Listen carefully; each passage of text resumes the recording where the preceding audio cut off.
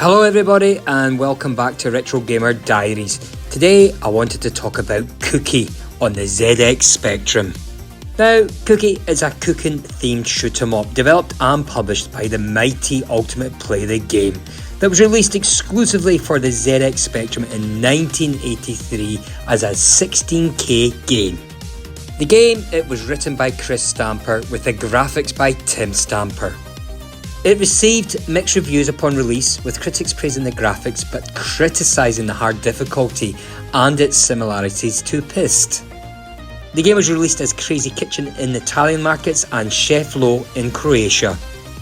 A version was also created for the BBC Micro and was scheduled for release in 1984, however it was never commercially released. And also the well-known Commodore 64 musician Martin Galway also began to code a port to Commodore 64 but didn't finish it. Cookie was also one of the few Spectrum games also available in the ROM format for use with the Interface 2, allowing for faster loading times of the game. I mean, these cassette loading times could take several minutes, couldn't they? Anyway, let's get into the game. So what's the plot of the game?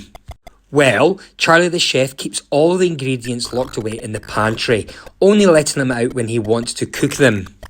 Now, this makes him jolly upset, let me tell you.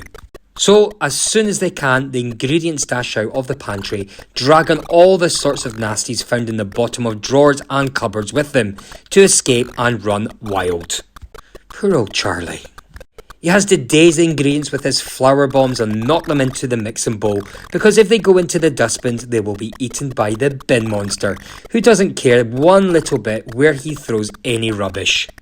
And should any rubbish or nasties get into the cake mix, then the ingredients needed counter will change, and Charlie will have to work quicker and faster if he's going to bake his cake. Right, so the game is presented from a 2D perspective, and the main objective involves Charlie the chef baking a cake from evil, sentient ingredients. The 5 ingredients vary from mixed peel, chunky chocolate, crafty cheese, sneaky sugar and colonel custard, who will all jump out of the pantry and try to avoid the player whenever possible. Now you start the game with 3 lives. Several ingredients will fly around the screen simultaneously, and if the player touches an ingredient with their body, a life will be deducted, so you need to be careful. The objective is to put the ingredients into the cooking bowl before they either fall into the dustbins on either side or knock the player into the bowl. As a defence, Charlie the cook can shoot flour sacks which will push the ingredients further in the direction they are moving in. Bombs may also spawn into the game which will allow the player to push the ingredients further than conventional flour sacks. And you have to push the right variety of ingredients into the bowl, which changes for each level. The game is complicated by the presence of a dustbin monster similar to Oscar the Grouch, who regularly sticks his head out of one or the other dustbins and then flings an item of trash into the playfield. These will deduct a life from Charlie if they touch him, but can be knocked away with flour sacks in the same way that the ingredients can be, or they can be directed back into one of the dustbins. And as I've already said, if a trash item enters the cooking bowl, it will spoil the taste, and more ingredients will be required to be pushed into the bowl in order to fix this problem and complete the level.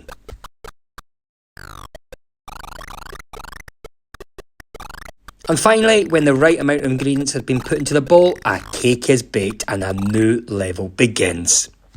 And each screen provides different and more difficult ingredients. Let's have a look at the game.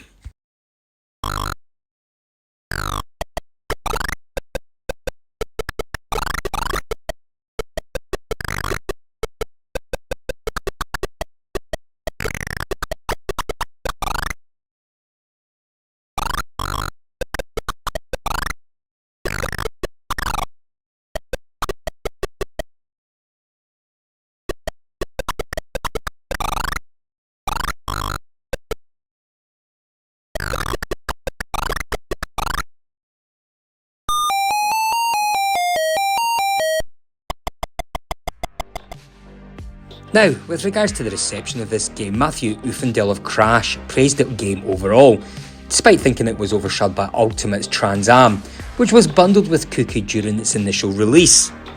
Uffendale stated the gameplay was addictive and challenging, despite thinking it was similar to its predecessor, Pissed.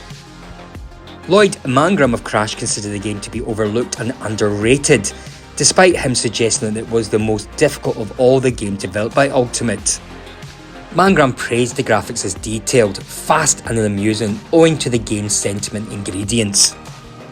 And reviewers of Home Computing Weekly similarly praised the graphics and sound, stating that they are well up to Ultimate standards. A reviewer from Sinclair User stated that the graphics were of arcade and cartoon quality and criticised the game's concept, suggesting that the player would lose interest after completing a few levels. Manham, however, praised its playability, heralding that it was great fun to play and easy to adapt to. Sinclair User did say, however, that first impressions of the game were important to the customer and stated that the player may feel cheated due to the game's similarities to Pissed. And what's my opinion of the game? Well, I have to say I was actually quite surprised that this was a 16k game and not a 48k game. And at the early stages, Ultimate would always deliberately target 16k machines, as their smaller size meant development time was much shorter, claiming they could produce 2 16 games in 1 month rather than just one 48k game. For me, I liked the game. Cookie is cute, colourful and fun. I suppose if there was only one thing wrong with it, I would have loved to have seen it in a 48k version rather than the 16k, with a bit more to it. Still, it's a classic regardless. I mean, it's a good 16k game. Okay folks, that was my short review of Cookie on the ZX Spectrum. Now, if you are interested on the history of Ultimate Play the game and the Stamper Brothers, then I will give you a link to a video that I done recently. Took me blooming ages to complete it, but it's worth a look. I hope you liked my video. Now remember to press that like button and please leave a comment. I'm always interested what you think of this game. I'll always try to get back to you all, so until my next video, take care, bye bye.